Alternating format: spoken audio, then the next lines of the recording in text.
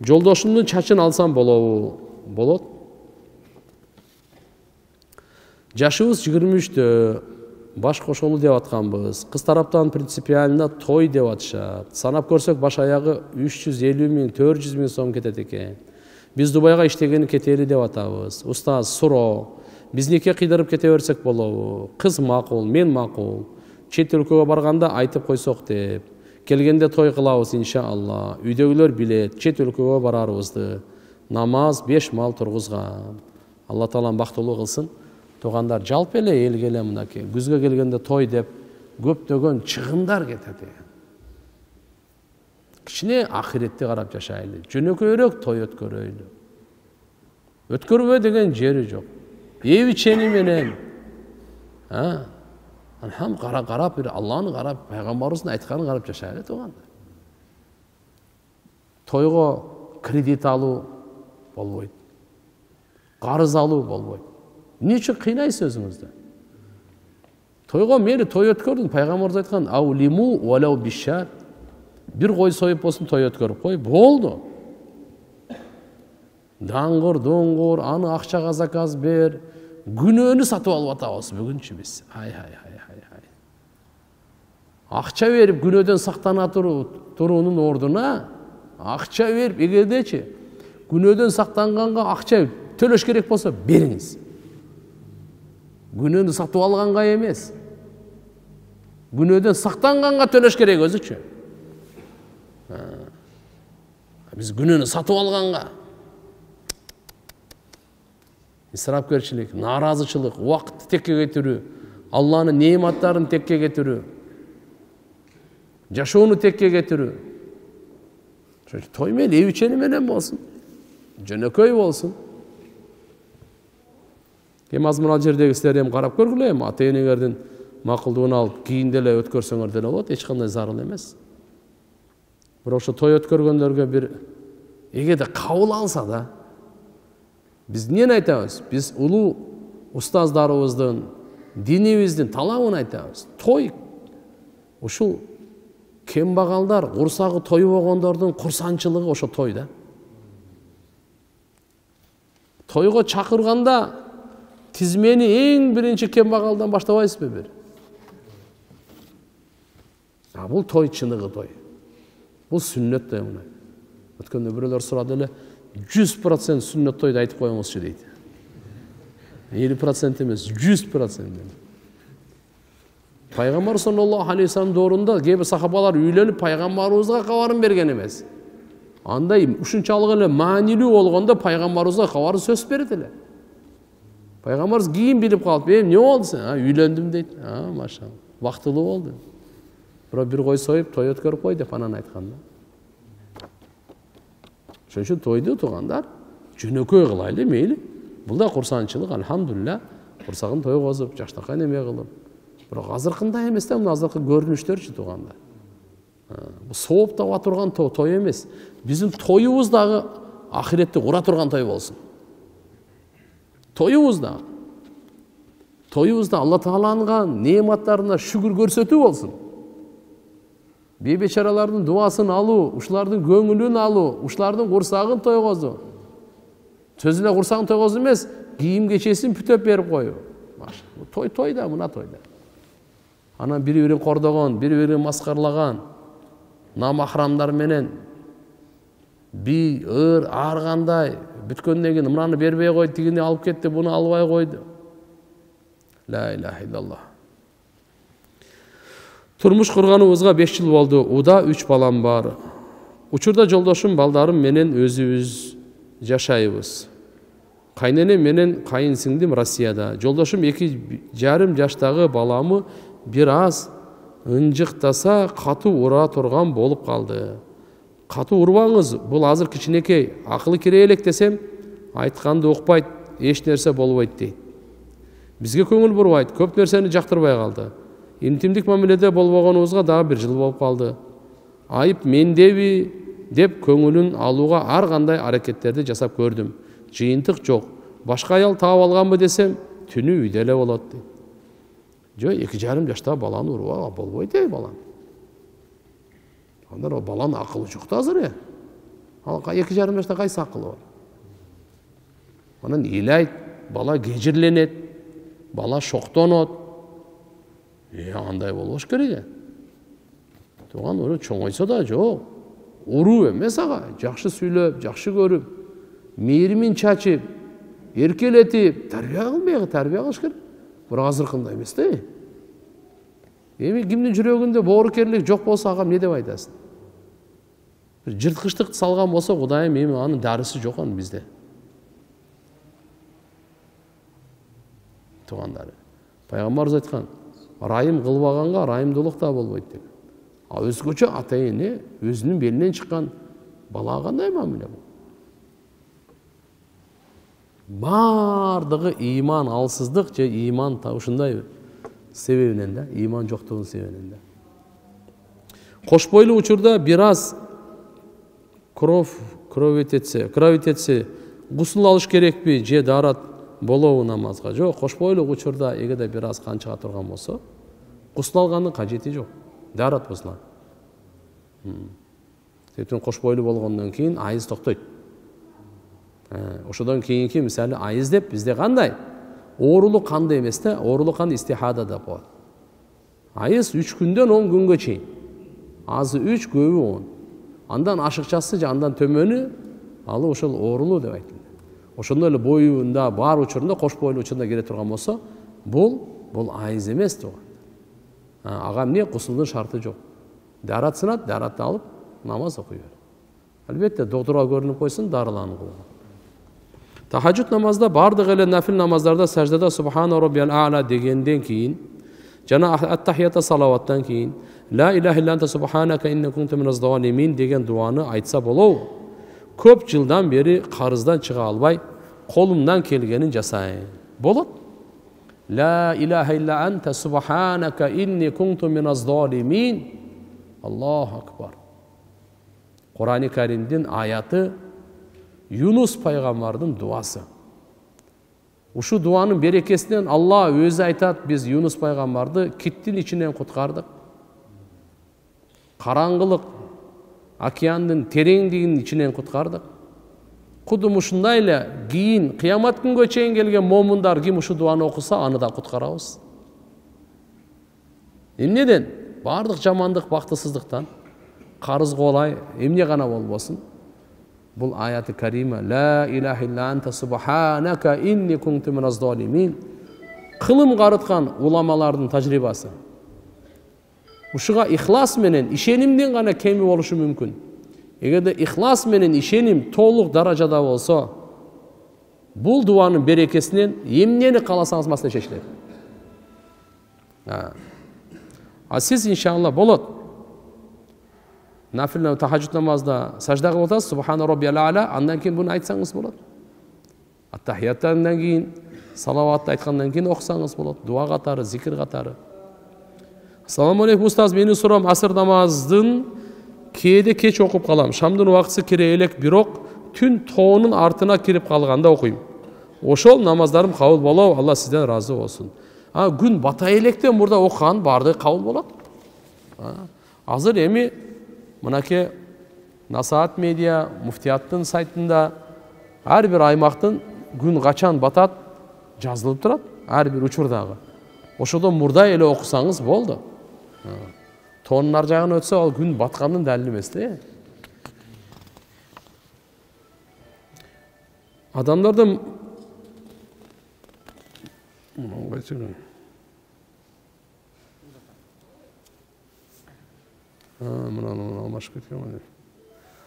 аялымды кантип талимге жана мастура жамаатка алып чыгам, өзү намаз окуйт, бирок талимге бар дегенде эле мени зордобоң дейт. Устаз кантип жеткирем? Бизде таргыйм. Амалга жакшы кызыктыруу эле бар. Мажбурлоо жок туган. Биз Россияда иштейбиз. 2 күн иштеп, 2 күн дем алабыз. Бир айда 2 жолу жумага илешебиз. 2 жума намазга бара албай калабыз. Жумага бара албай калган күнү пешим намазын жамаат болуп окусак болобу? Эгер болсо, убагында эле окуйбузбу же жума намазы окулуп бүткөндөн кийин окуйбузбу? Караңыздар, жума намаз окулуп бүткөндөн кийин окуйсуздар. Пешим намазды окуйсуз, Албетте иншалла сиз муким болсо жалгыз эле окуңуз. Мусафир болсоңор мейли анда карап туруп чогуу окусаңар болот, жамаат менен пешим намазын жума намазынын убактысында эмес, өткөндөн кийин. Ажеке аялымды, балдарымды жаным деп айтам. Ушул айтканым туурабы же туура эмеспи? Жакшы эле болду. Элдер күчүгүм итим деп атпайбы? Мышыгым дейт, туурабы? Аларга караганда жаным деген жакшы да. Аны айта берди. Küçük muşuk diye aranda bunlar elhamdülillah. Erkeletüğünün yolu ayava eşiği açıkta. Biliyor musun? Altınım desem altın mesle alayım. Misal deyim onu. Canım deyip ötünüzün canınızda yaş görgön için aytı aslında. Bir asman deyip toğum deyip bir gebirler o periştem deyip algan var. Allah'a aranda canım degen jakında. Bir kelindin munun uğup kaldım. Muğunun uğup kaldım. Al kүйөsü менен ажырашып кеткен экен, ал kүйөsü талак бербей кыйнап жүрөт экен, бирок ЗАГСын үздүрүп таштаган экен. Ошондо талак түшүп калдыбы. Бирок келин ден соолугуна байланыштуу турмушка чыгып, 2 балалуу болуптур. Ал балдар никеси жок болуп төрөлүштүбү? Азыр никесин жаңылап жашай берсе болобу? Жооп берип коюңузчу суранам. Эркектерге катуу айтып коюңузчу, талак жөнүндө жашабагандан кийин аялды бошотуп коюшсун. Өздөрү үй бүлө куруп, жыргап жашашат дейт. Эгерде мына ЗАГСтын үздүрүп жашаа эмес, сот чакырып туруп экөөнү, ошол жерден эгерде буларды ажырата турган болсо, талактын ордунда өтөт. Калган мынаны тактап көрүш керек. Талактын ордунда өткөндөн кийин эгерде нике кыйдырган болсо, кийинки балдары адал. Эгерде талак түшпөгөн болсо, кийин мына азыркы эмне эле балдарга нике кыйып балалуу болгон болсо, никеси өтпөйт да, балалуу балдары алар зынадан толган бала болуп калат. Албетте бул туура айтат. Жаштакай өз алгандан кийин жакшы карап жашаш керек. Эгер жакшы карап аял катары аны алып жашай албаса, анын башын бош кое бериш керек. Бура өткөндө деле айткам, тууган ислам динин чакырыгы ушундай. Жашасаң, баш кошуп, жакшылыкта, достукта жаша. Жашабасаң, ажырашсаң, душман болуп ажырашпа. Душман болуп бири-бириңерге жамандык кылып ажырашпа. Анда дагы иншалла жакшылык менен ажыраш. Туганча, мусулманча, адамча. Бүгүнкү күнү тилекке каршы өтө жаман да. Урушмай, сөгүшмөй, соттошмой, тартышмай, жамандык кылмай, андай болбойт. Исламдын чакыргандай эмес туган. Мен турмушка чыкканыма 1 жыл болуп калды. Боюмда бар жолдошум мага ушул күнгө чейин кол көтөрдү. Ун чыкпадым. Боюмда бар экенде карабай кол көтөрдү. Кетип калдым жашабайм деп. Кетип калдым. Ачуусу тез келет, түшүнбөйт. Намазга да салдым, бирок болбоду. Өзүм алхамдулилла 5 убакыт намаз окуйм. Жашабай койсом, талагымды бербесе, өзү талак түшөбү төрөгөндөн кийин? Жок, талагын бербесе түшпөйт. Бирок кандай? Эгерде укугуңар тебелеп, акыңарды бербей, ушундай уруп сокку неме кылса, бул зулумдук болуп эсептелинет. Талак сураганга акыңар бар. Албетте иншалла жашаганга аракет кылыш керек. Жөндөн жөн кичине сабыр кылып, кичине акылсыздык кылып атат, ыйманга келип калар, Кудайдан коркуп калар деген максатта аракет кылыш керек. Такыр болбосо анан алхамдулилла тууган урукту салып, анча-мынча молдокелерди салып, анын башын бошотот, же болбосо буну майып кылып коет, ура берип.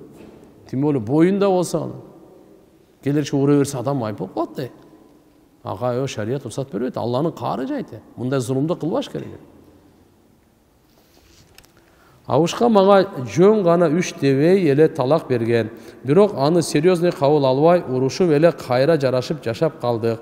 Эч жака кетпедим. Кийин 1 жылдан өтүп ушул көрүнүш дагы кайталанды. Бирок 3 талак дебеди. Бунда деле талак эле деди.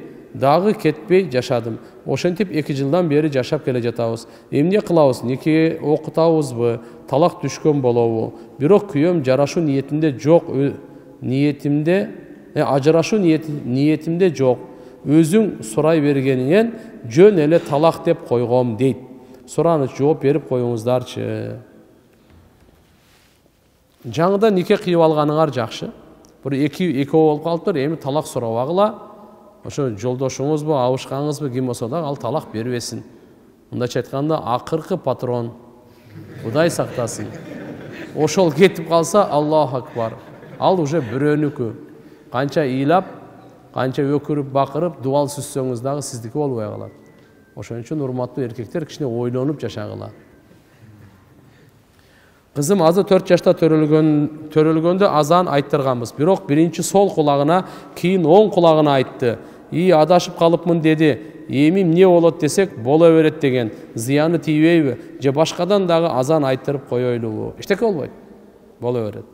Бир тууган эжем ооруска тийген. Биз үй бүлөм менен чогуу жашайбыз. Москвада кандай болуп калат? Биз намаз окуйбуз. Ал өз комнатасында ичип отура берет. Баары бир капыр да ошого зыяны тийбейби? Караңыз, эгерде бул исламды кабыл албаса, эжеңиз ага тийгени никеси дурус эмес, зынанын өкүмүндө. Мусулман кыздар, китеп ээлери болсун, башка капырлары болсун, никеси өтпөйт. Мусулманды мусулманга гана никеси өтөт. Мусулман кыздар башкага турмушка чыга албайт, капырларга.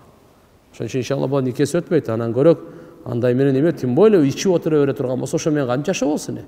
Мусулман эркек азайып калтырбы? Кичине азмас ар-намыс деген керек. Кичине авир деген керек, ахиретти ойлош керек. Ушу бүгүнкү күндөгү учурдагы кичине бир жыргалчылыкты же бир аз акчаны көздөп жашабаш керек.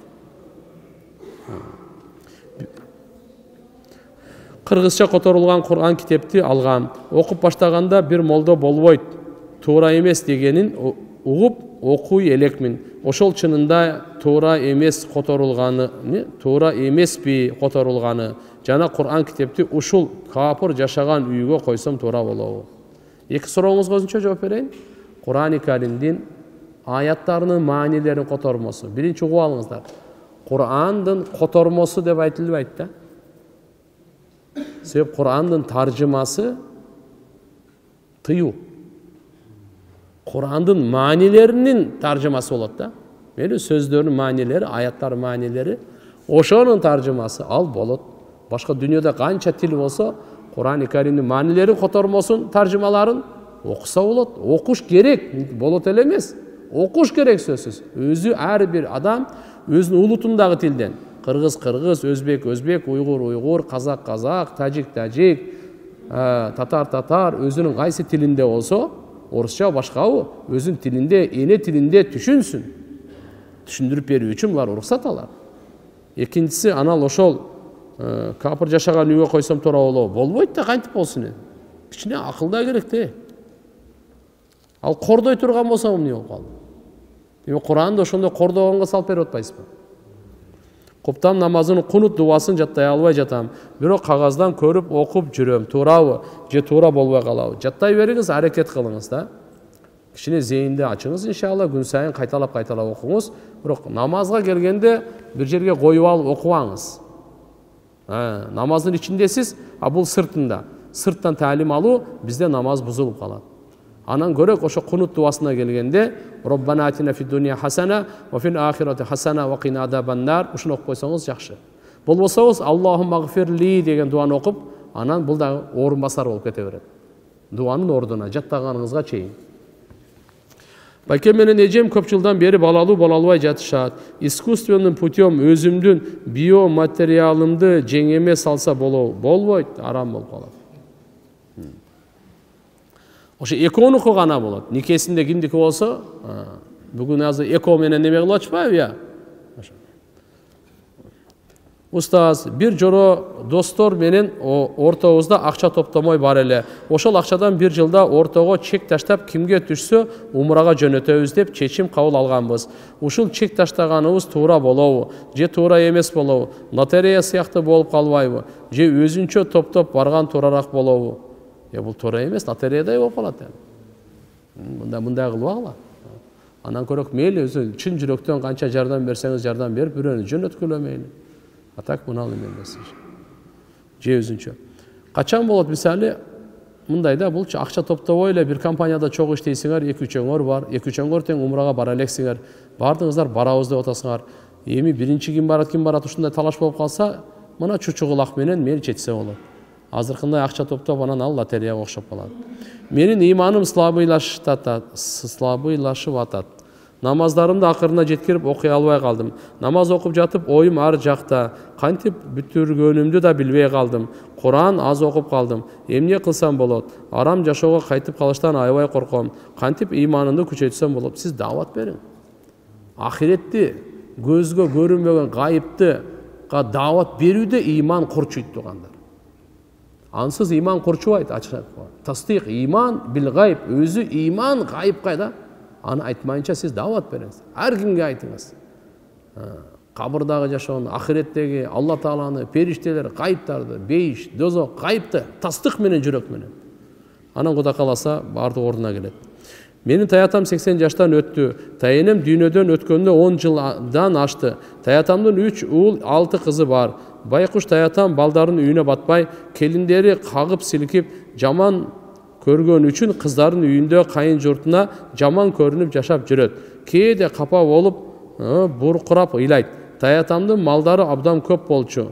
Өз байлыгына ал тургай пенсиясына да чыга албай калган. Балдары баарын тартып алган. Сизден сураныч, балдардын ата-энеге болгон милдетин катуу эскертип айтыңызчы. Алла разы болсун. Аллах акбар. 80ге чыккан атаны канча бала дейт? 3 уул. Гайратсыз балдар экен да. Өтө пас балдар экен. 80ге чыккан атаны карабай дагы акчасын пенсияларына калып ыйлатып, кичине бир ар намуздуулук деген бир эркектик, бир мусулман балалык деген мээр жок экен да буларда.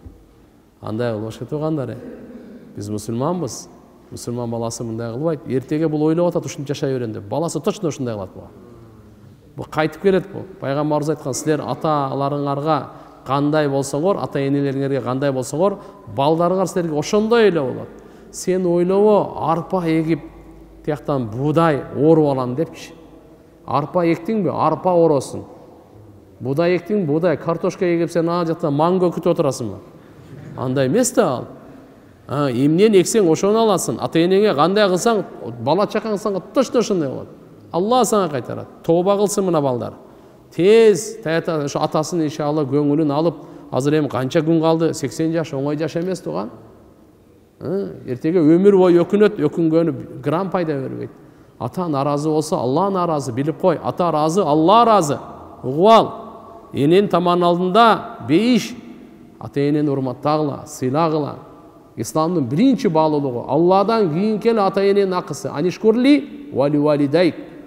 Мага шүгүр кылла дейт Алла Таала. Ата-энеңерге шүгүр кылла дейт. Бул исламдын баалуулугу, өзгөчөлүгү, адамгерчиликтин сыпаты, биринчи кадамыбыз. Мына атасы жок, энеси жоктордон сура, ата-энеге бар болсо гана эмне кылайын деп атат. Эчтеке колунан келбейт. Мындай кылып ала тугандар. Мына балдар иншалла гайрат кылып, тооба кылып, эсине келип, тез кечирим сурап, атасына иншалла кызмат кылсын. Капырларга садака берген учурда алар да благословит тебя Бог деп айтышат. Ошол сөздүн сообу кандай болот? Мисал үчүн алар үчүн Кудай Иса пайгамбар болсо, аларга эч кандай сооп болбойт. Сиз аларга бир жакшы садака кылып берип койдуңузбу? Ал сизге ушундай Алла Таала сизге берекесин берсин деп атабы? Мейли, бу дүйнөдө жакшы сөздү аласыз. Жакшылык кылганыңызга сөз сооп аласыз. Пайгамбарыбыз айткан, боору бар ар бир жандыкка ырайымдуулук кылган үчүн Алла сага сооп берет деген. Бул адам го. Буга сиз сөз сооп аласыз. Бирок ага бу дүйнөдө пайдасы тиет, бирок ага ахиретте эч кандай неме жок. Дамла мен кече кайненем менен келише албай калдым. Бирок биринчи жолу эмес, кайненем уят сөздөр сөгүп ата-энеме бир туугандарыма чейин асылып мени колуна тийген нерсе менен урду. Мен намаз окуйм, бирок көбүрөөк каза кылып алам. Бүгүн намаз окуп жаттым. Кайненеме Аллахым хидаят бер, хидаят келбесе азабыңы бер деп дуа кылдым. Дуа кылганым туурабы же туура эмеспи? Мен сүйлөбөй да жатам. Жек көрүп калдым. Эмне кылсам болот? Bunday dua kılganınız toora emes. Emneşe siz tengелбеңиз эми карап туруп. Hidayat ber деп эле дуа кылыңыз, сабыр кылыңыз. Колуңуздан келген жакшылыкты кыла бериңиз. Жакшылык кылганда тажабаңыз, чарчабаңыз. Алла Таалам иншалла сооп берет, сабырыңызга өзүнчө сооп берет, кылган жакшылыгыңызга өзүнчө сооп берет, кечиргениңизге өзүнчө сооп берет. Бул сизге сыноо. бирок намазды каза кылбаңыз. Менин бөлөм бар, кыз, ал менен бир жерде окуйбуз. Ал кыз өзү намаз окуйт, динге жакындагысы келет, бирок ал кыздын достору жаман. Бири төрө картасы менен гадат этет. Бул ширк да. Экинчиси болсо ошол ширк кылган кыз менен жакын дос. Дагы бир досу бар. Алар намаз окушпайт, балдар менен көп жүрүшөт, кечинде кафелерде жүрүшөт. Ошол кыздарга кошулба десем, жөн эле сүйлөшүп турам дейт. Суроо: ошолор менен дос болсо иманынан ажырайбы? Же мунафык болобу? Алла Таала андайлар менен дос болбогула деген го. Жок, алар менен кара. Чөйрө достор адамга жамандык атата турган достор. Ошон үчүн айтат да, сен досуңа айт ким? Мен сага диниңи айтып берем дейт. Адам баласы досунун дининде болот дейт. Ошон үчүн иншалла чөйрөнү досту тандаганда жакшынакай карап тандаш керек. Ахиретте бузбай турган. Эртеге айтат: аттиң паланчаны бекер дос туткан экенмин. Ал мени адаштырып, бүгүн дозокко төрттү дейт. Ошон үчүн иншалла мындай кыздарга дагы, балдарга дагы арамга тарта турган, арамга чакыра турган, абийирсизге чакыра турганчы андай кыздарды, балдарды дос тутпаш керек. Анан көрөк иншалла намазга чакыра турган, тазалыкка, иманга, жакшылыкка, жакшы сөзгө, таквалыкка, ихсанга, садакага, ушундай баалуулуктарга чакыра турганга гана таш керек. Мындардан этиятташ керек. Алла Таала баарыбыздан ыраазы болсун. Субхана роббика роббил иzzati ва саламун аля мурсалин. Валхамдулиллахи роббил аламин.